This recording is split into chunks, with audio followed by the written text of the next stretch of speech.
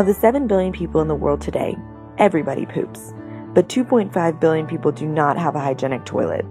An additionally vulnerable subset of this population are the 25 million refugees, internally displaced, or emergency-affected people around the world who live in overcrowded conditions that lack hygienic sanitation services. When I was a freshman at Georgia Tech, I attended the Georgia Tech Women's Leadership Conference, and that's where I heard a speaker talk about how nearly half the world doesn't have access to toilets, and how girls that are puberty age in a lot of the developing world drop out of school because their schools don't have access to toilets. And so that was something that was an aha moment for me and was a great way for me to juxtapose my passion for design and public health. WASH is an acronym that stands for Water, Sanitation, and Hygiene, and it's something that we take for granted oftentimes in the United States.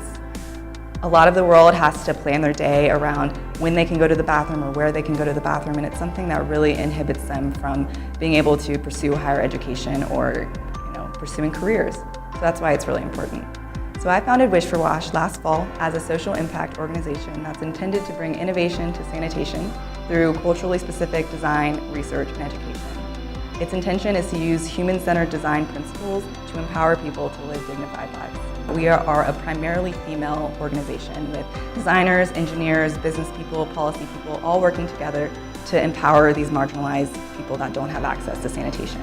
Specifically, when we were in Kenya last summer working in a refugee camp, we worked with female-headed households and with female translators because women are the most marginalized by the lack of sanitation in the developing world. I'm really passionate about what I'm doing with Wish for WASH, and I'm hoping to continue doing this kind of work as a career moving forward. An empowered woman is someone that can realize their highest potential despite societal stereotypes. My younger sister, Courtney, who is 20 years old, is actually my biggest role model and inspiration.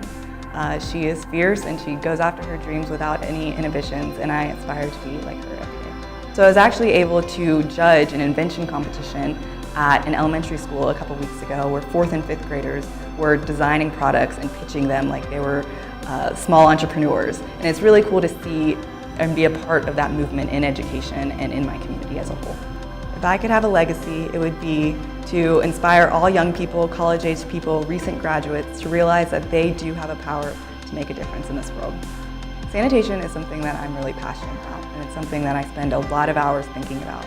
But I think throughout this entire process, the most rewarding part for me has been seeing how my passion has activated other people's passion in my community and around the world. I am a driving force for global sanitation.